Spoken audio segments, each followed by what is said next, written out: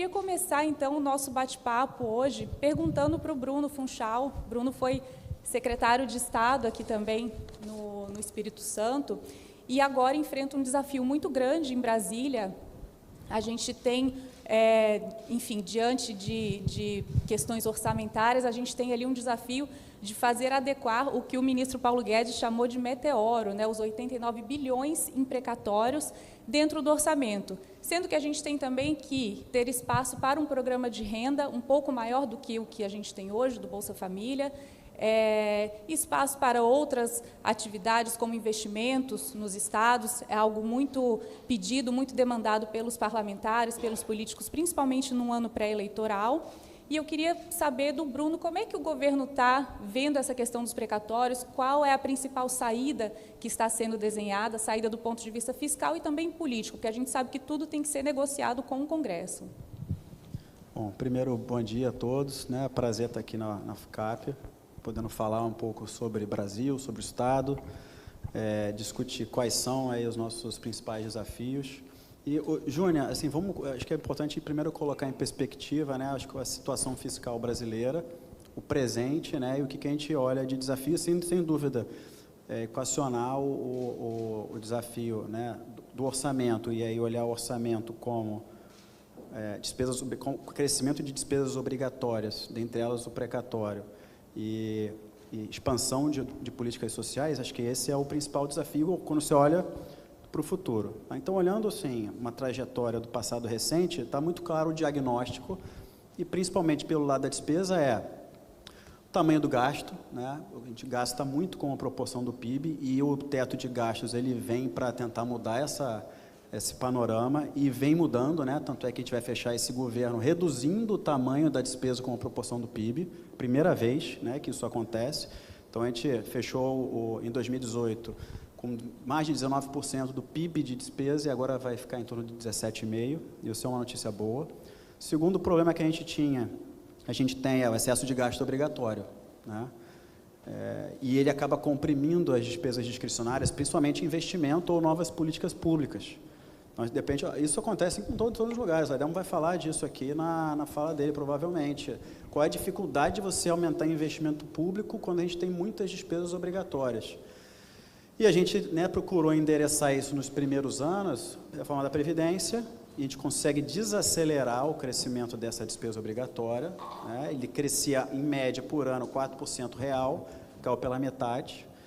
E a segunda maior despesa obrigatória, despesa de pessoal. Então, esse governo vai ficar todo o mandato sem dar aumento. Na verdade, o único aumento foi em 2019, dado pelo governo passado. Por que também? Porque a gente precisa lidar com uma pandemia, né, e aumentar gasto focado na pandemia. Foi isso que foi feito ano passado, e uma boa parte desse ano é isso que a gente está trabalhando. Então, olhando em termos de perspectiva, acho que os principais problemas estruturais estão sendo endereçados, e isso se reflete nos números atuais. Então, no orçamento, a gente já projeta ano que vem, está se aproximando de zero, né, o déficit está em 0,5% do PIB. Algo que a gente imaginava que fosse acontecer em 2026, por conta da pandemia, mas essa trajetória mudou. A dívida que subiu muito ano passado, né, para pagar a conta da pandemia, está voltando para um patamar similar ao pré-crise. Então, assim, olhando, né, o que tem ocorrido, os dados nos mostram cenários bons. Mas eu estou falando de fluxo de resultado primário, de resultado fiscal e dívida. E a trajetória da dívida? As nossas trajetórias de dívida são de dívida estável também, reduzindo ao longo do tempo. Mas por que o juro está alto, né? A curva de juro está alta? Por causa da incerteza em relação a essa trajetória da despesa, né?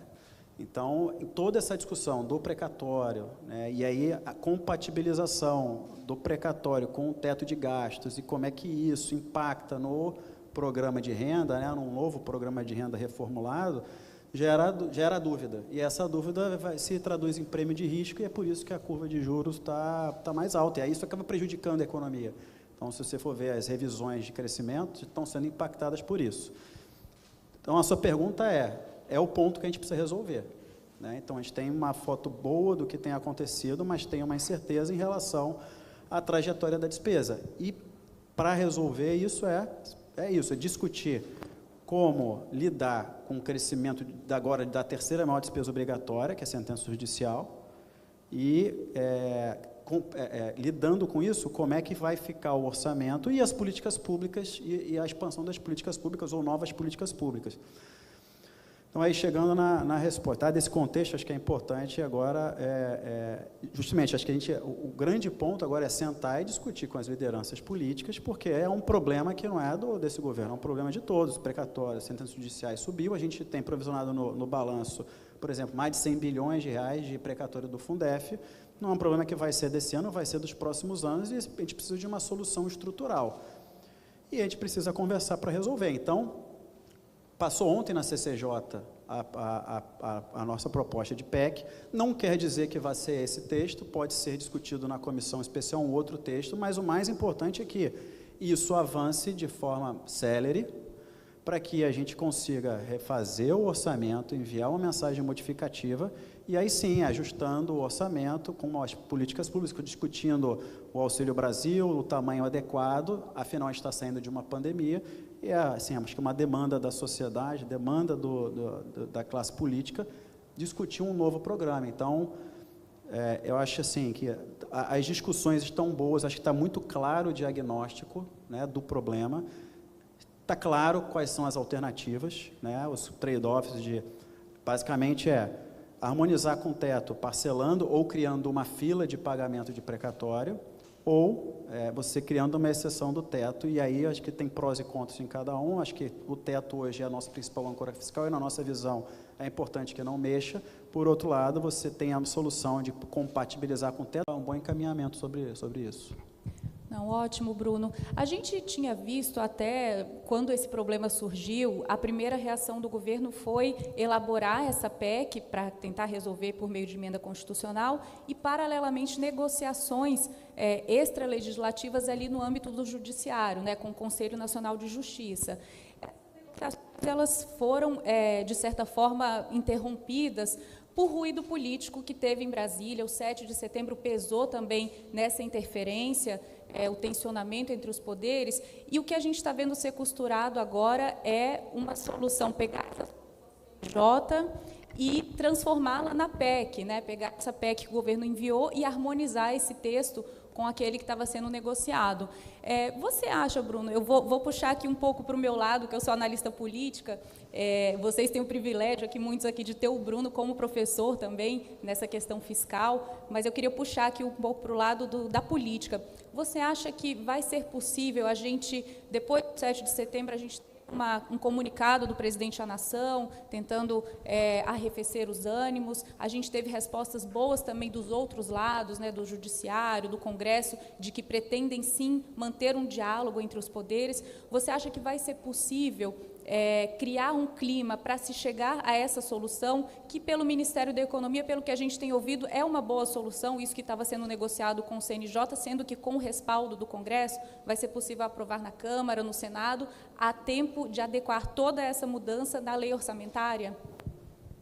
Sim, acredito, sim, porque, de novo, né, é um problema, acho que está muito claro para todos qual o problema e a consequência de não resolver o problema. Então, dado isso, acredito que sim, tem a vontade, né, de todos em resolver o problema, não só legislativo, executivo, mas o judiciário também discutindo, e aí, né, com o CNJ, inclusive, no evento da XP, né, no XP Expert, o próprio Fux trouxe a ideia, né, de foi a segunda proposta alternativa, a primeira proposta alternativa tinha a nossa proposta, e aí o próprio judiciário veio com uma segunda proposta, que a gente acha também uma proposta boa, que, né, atinge o objetivo, né, que a gente imaginava de harmonizar com o teto de gastos.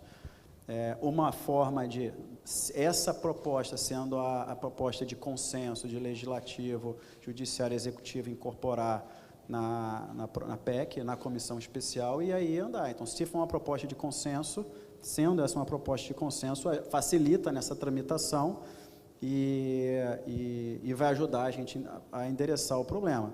Não que vai ser fácil, né? Porque a gente sabe que tem resistência, mesmo assim ainda tem resistências e tem críticas, né?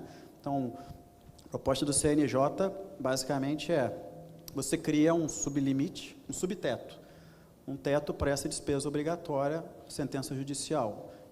Então, você vai ter um orçamento para isso, você só vai poder pagar o volume de sentença judicial se tiver dentro desse orçamento, senão joga para o ano seguinte. E aí a crítica é, poxa, mas e o acúmulo, né, desse passivo ao longo do tempo?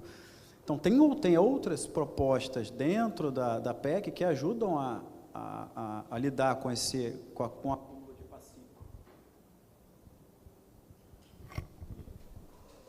Ajudam a lidar com o acúmulo desse passivo. Por exemplo, a proposta de encontro de contas. Então, você tem subnacionais que têm dívida ou dívida judicial com a União ou dívida mesmo financeira, e a União tem dívida com os subnacionais, por que não fazer um encontro de contas? Né? Então, isso ajuda muito a limpar o balanço de todo mundo. Ou o próprio agente privado, se você tem pessoas com dívida ativa, e a União deve precatório, também pode fazer encontro de contas. Então, você tem alternativas que é importante para poder mitigar esse problema. Então, acho que tem não só o precatório, não só a solução, né, em si, né, de como harmonizar sentenças judiciais, precatório com o teto, mas como lidar e como tentar extrair do limão uma limonada. Né? É isso, é limpar passivo, resolver pendências entre agentes. Bruno, você mencionou na sua fala anterior essa questão do teto ser a nossa principal âncora fiscal e, portanto, a dificuldade em si simplesmente retirar os precatórios do teto. Mas existe já uma iniciativa nesse sentido lá na Câmara, o presidente da Câmara apresentou uma proposta nesse sentido. Essa proposta já ganhou o apoio da OAB, e é algo que a gente vê que está sendo debatido, até parte do mercado vê essa como uma alternativa aceitável. Eu queria que você pontuasse quais seriam os prós e contras dessa alternativa e se seria algo inaceitável para o governo ou se, num plano B, no caso dessa solução do texto construído pelo Judiciário não vingar, se isso seria algo que o governo poderia, sim, de alguma forma, respaldar.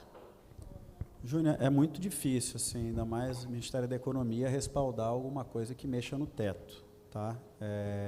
Quais são os prós e contras? E basicamente por quê? Assim, acho que é muito claro, desde 2016, o benefício que o teto, que o teto de gasto tem trazido. Então, primeiro, logo quando foi aprovado, o efeito no prêmio de risco na taxa de juros foi impressionante. Né? Então, só quando você ancora a expectativa, isso reflete no prêmio de risco e a curva de juros despencou. Agora a gente está vendo um outro efeito, que é o efeito, de fato, fiscal. Então, a melhora na nossa trajetória fiscal. A gente imaginava, no final desse ano, no início do ano, que o nosso déficit ia ser 3,5% do PIB. Está em 1,8%, provavelmente melhorando. Semana que vem a gente vai divulgar o relatório bimestral, devia ter um pouco melhor. Por quê? Porque quando a receita aumenta, a despesa não aumenta atrás. Por quê? Porque tem o teto. Então, agora a gente está vendo nos nossos números fiscais, o que antes era só nas expectativas, agora a gente está vendo nos números. Então, o teto ele traz muitos benefícios e no final do dia isso é menos juros, menos custo para o setor privado para poder se captar recurso, mais investimento, mais emprego. Então, o principal ponto para um dos pilares para a atividade econômica é o teto. Então, a gente acha muito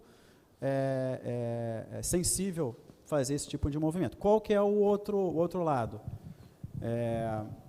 É a nossa proposta de compatibilizar. Qual é a crítica? O acúmulo da bola de neve. E por isso que a gente está trazendo alternativas para que essa bola de neve, né, não crie uma bola de neve. E aí sim, dá toda a transparência em relação a esse passivo.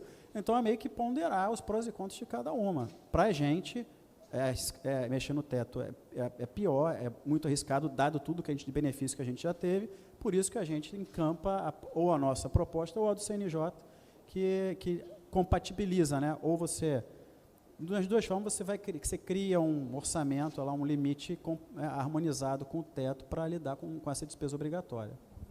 Bom, antes de passar para o Caio Megali, para ele fazer as considerações, a visão do mercado sobre esse tema, eu queria, Bruno, que você falasse de um outro ponto importante sobre o Auxílio Brasil. Além de resolver a questão dos precatórios, é preciso também encontrar uma fonte de financiamento para esse programa. E essa fonte está prevista na reforma do imposto de renda, que já foi aprovada na Câmara, principalmente com a tributação de lucros e dividendos. Essa matéria agora está no Senado, o Senado apresenta resistências, mas existe uma negociação em curso acontecendo, E ontem o governo editou um decreto aumentando o imposto sobre operações financeiras, justamente para já nesse ano começar a financiar esse programa de renda. Mas o problema para o ano que vem não está resolvido. Como é que isso vai ser concluído na sua avaliação, Bruno?